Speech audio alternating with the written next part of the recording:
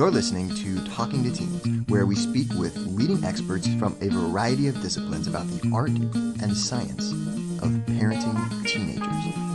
I'm your host, Andy Earle, creator of the Teenage Personality Quiz.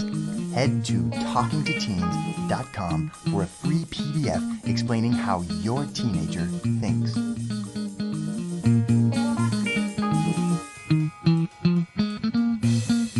I am here today with Jennifer Fox, who is the author of the exceptional book, Your Child's Strengths.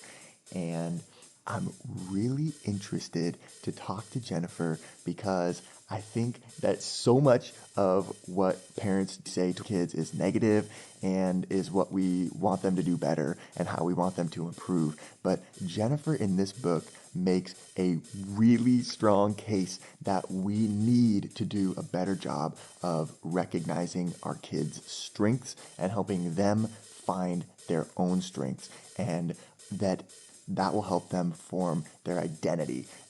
Jennifer is the head of the Berkshire Country Day School. She's been running schools for a long time. She has a master's in school administration from Harvard. She knows what she's talking about when it comes to school curriculum and helping young people thrive in school. Really interested to talk to Jennifer about these things and about her book. Jennifer, thank you so much for coming on the show today. Thank you so much for having me, Andy. I really appreciate it.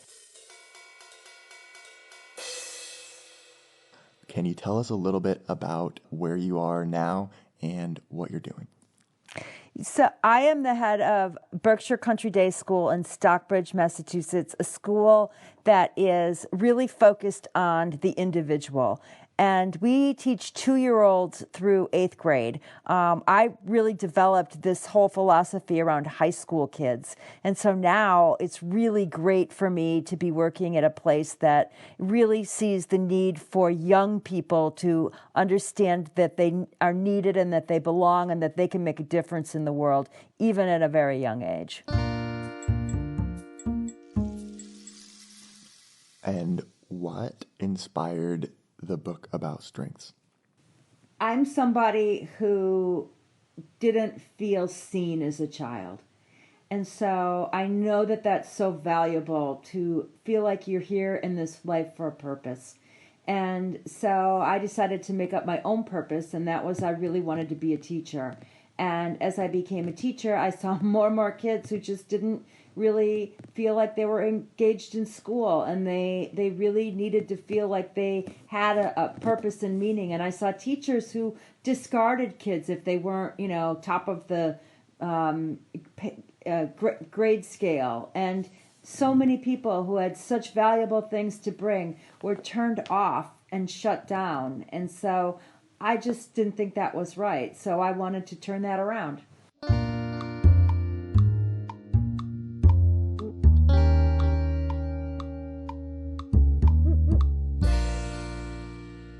So there are different types of strengths that you cover in this book, and they are all important and they're all very cool. I'd like to talk about a couple of them.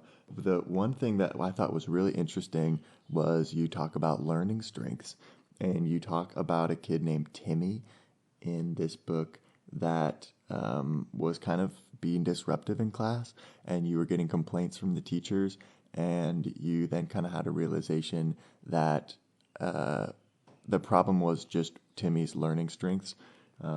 So how do learning strengths work, and why do they sometimes lead kids to act out like that? So our school system is set up for one kind of learner, and it's pretty much an academic. It's people whose strengths are in reading and discussion and in writing. And we also value really highly short-term memory. So That's therefore tests. Tests are recall tests. They're like, factual memory, memorization, and those are just that's one slice of the big pie of how people learn and how people relate to the world. So some people, Howard Gardner out of Harvard a long time ago sort of identified this concept and framework of multiple intelligences, and coming up with the idea that people are intelligent in all kinds of ways, not just academically, but kinesthetically. So like some people learn through movement, and some people learn through listening and hearing. Some people learn visually, like they have to see it, to an example of something before they get it. So people relate to learning in all different ways. And problem is our school is set up really for one kind of learner, and it happens to be mostly females, girls. Boys are not usually accommodated by their styles. They tend to be much more kinesthetic learners. They need to move, hold, touch, feel. And so in a classroom, if they're really trying to sometimes grapple with knowledge, and they might be doodling or, fidgeting or whatever, they can't sit still. It's not necessarily because they're being bad or disruptive. That's how they're processing the information. And yet, rather than say, hey, how can we help you with this? How do you learn? We'll tell kids to stop disrupting, to get up, to leave the room, to, they'll get in trouble.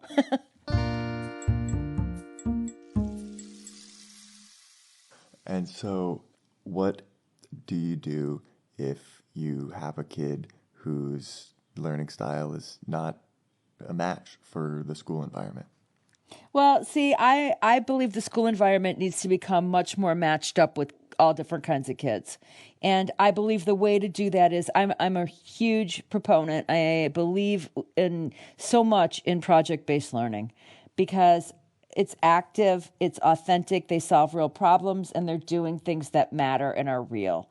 And within those contexts, you're doing science, you're doing math, you're writing, you're reading. You can cover all of the topics, but you're learning them and applying them in their use in a variety of ways that should have every learner engaged.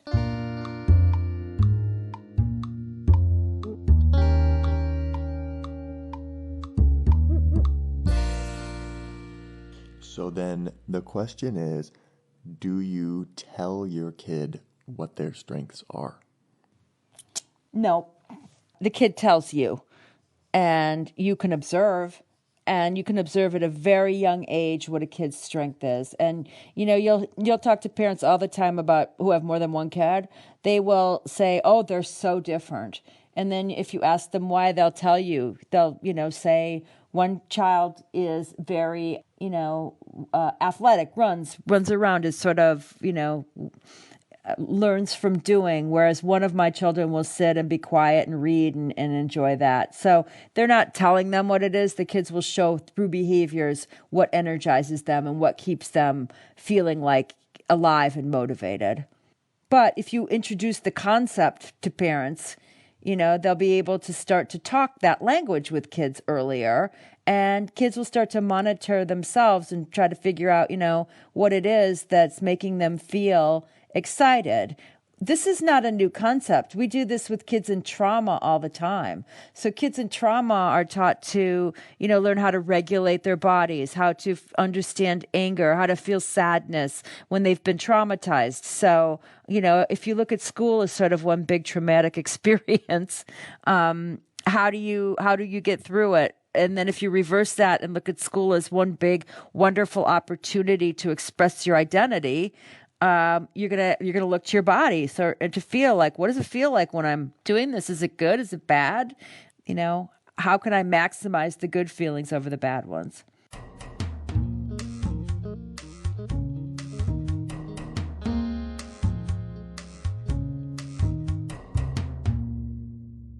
Hey, have you guys checked out my favorite nutrition company yet?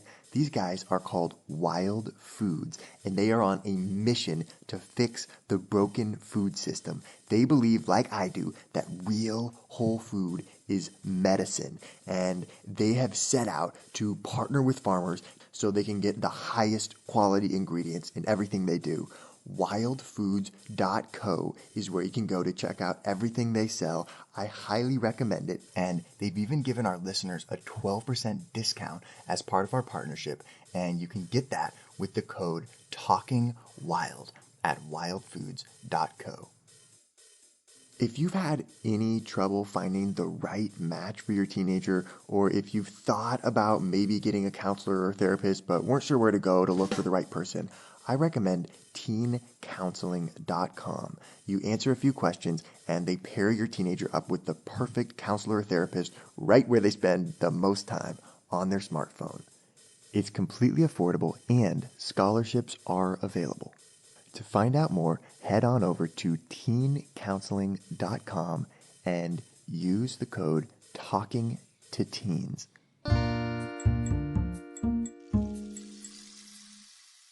So how do you help kids find their strengths without telling them what their strengths are? And there's a way to say things that help them kind of realize that they're more drawn to some things other than others without, saying, so it looks like you have a strength in this, or it looks like you have a strength in that. Like, how do we kind of, provide a little scaffolding or like help them out a little bit in discovering or exploring themselves? Sure. So one of the problems we have in this society, I believe, is that everybody is a critic, right? We're all critiquing each other all the time. And so there's nothing that parents like to do more than critique their children. And so they're very quick to tell them, you're doing this right, you're doing this wrong. And kids aren't really shining to that any more than adults, unless they ask for it. Evaluations aren't really helpful without, people really buying in and trusting the evaluator. So I think what parents and teachers can do is really start to ask, not just kids, but adults too, questions like, why do you do that? Why do you organize that way? Does that make you feel good? How do you feel about the fact that your locker is completely disorganized? And a kid might say I don't have any feeling about it at all. Or a kid might say, that makes me feel uncomfortable, but I don't know how to get it organized. There's a clue, right? But there's an opening for some help there. Versus, you're disorganized, you got to fix that right now. So underlying conversation with other people, I believe, is an approach of everyone's trying their best, and some people might need some help. How can we help them be more successful? And if we started to really think about that in terms of our friends, our family, our kids, even people we don't know, I think the world would be such a better place. And then when you're asking, how can I help? You're a teacher at that point. When someone asks for help, they're asking you to take a role of a teacher. Help me, show me how I can get better at this or be better at this, or, I'm working on this and I need a helping hand. I can't do it alone.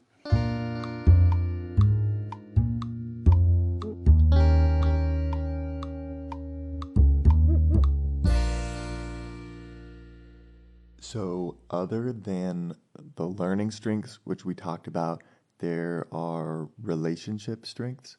How do those work? Well, I think today those are the most important strengths there are and needed, really. So how that works is, there's this idea that we are in relationship with other people, and there's some of these expectations that we should be someone to everyone all the time, right? Like everything to everybody all the time. So, but we know for a fact that if you have high expectations that someone's going to fulfill all your needs, that you're probably going to not have a very long relationship with them. So you have to actually look and figure out what does this person do? What's their strength with me? And so I have a friend who is not really good at sort of deep conversation. I really like to talk about things that are interpersonal and deep, and this person doesn't do that really at all. But if I have any need to have something fixed, right, like my car breaks down or my vacuum breaks down, this person's going to show up and be there. And so I think it's really about finding what each person can bring to a relationship. And then if we could all figure out, what is like, I can listen to you if you have a problem and I can offer you solutions. But if you don't act on those suggestions and you come back with the same old story, I'm not really the good friend with that, because I like to, my strength is offering advice that will work and then have people follow through.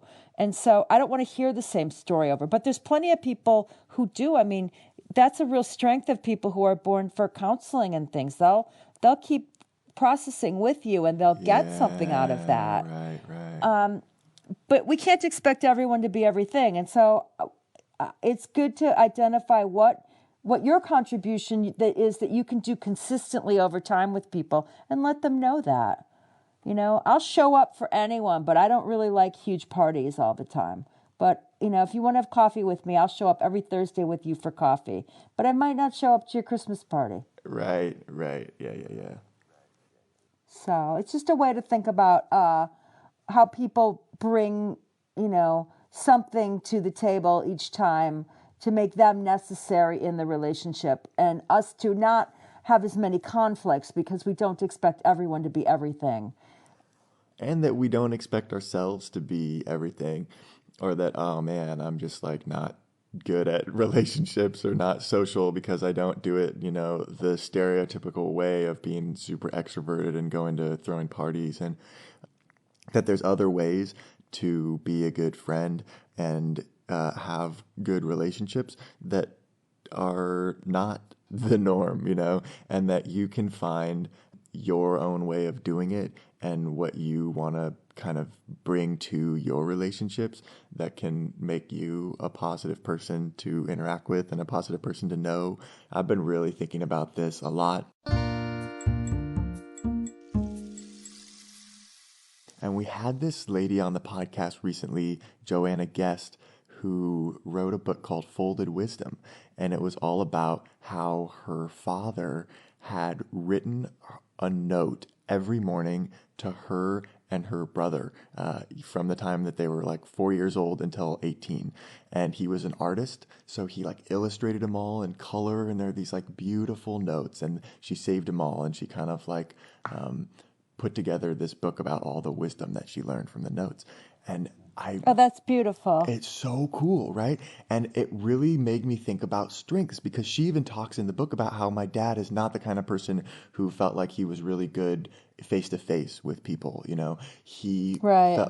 but he felt really strong as an artist, and writing things down. And he also said he felt really good early in the morning at 5 a.m. He's a really morning person. So he found a way to find his best time of the day and what he does best, which is writing and drawing, and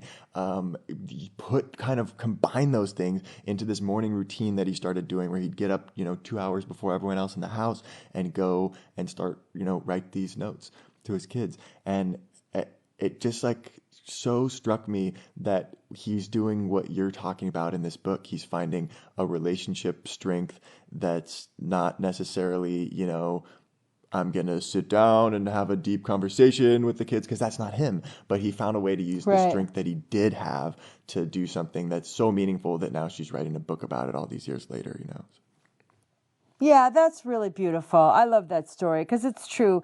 People show up in different ways, and if we could acknowledge the ways that people show up and realize that you don't have to show up in every single way there is, then people could have a bit of a break, right? Yeah. It's a burden to feel like you got to show up in every single way that you're not particularly skilled at. And especially that's burdensome. You named it. You're absolutely right between extroverts and introverts. And I think it's Susan Cain who wrote the Quiet Revolution book that really gave permission for introverts to be seen as whole people especially in academic settings. So yes, that notion of bringing the piece of you that's the most authentic to a relationship and hoping that's enough. But, I make a lot of recommendations in the book for how you do that. And some of that is by way of announcement, right? It's by way of this is who I am, and I want you to understand it. And teaching kids to be brave about, one, first understanding what that is, and then second, being able to advocate for themselves around what they're good at and what they're not good at. Yeah, here's what I will do, and I'll do it really well, and I'll work really hard for you on this, this, and this, but these other things, not my thing. I might not be able to. Yeah, right. I can't make any promises over in this area. Right. And then people know they should go find someone else that's their strength. I'm here with Jennifer Fox, and we're talking about how to help teenagers discover and use their strengths. And we're not done yet. Here's a look at what's coming up in the second half of the show. So then the third type of strength in here is activity strengths. They have to understand that their dreams for their kids are valid, but their kids are still going to be themselves.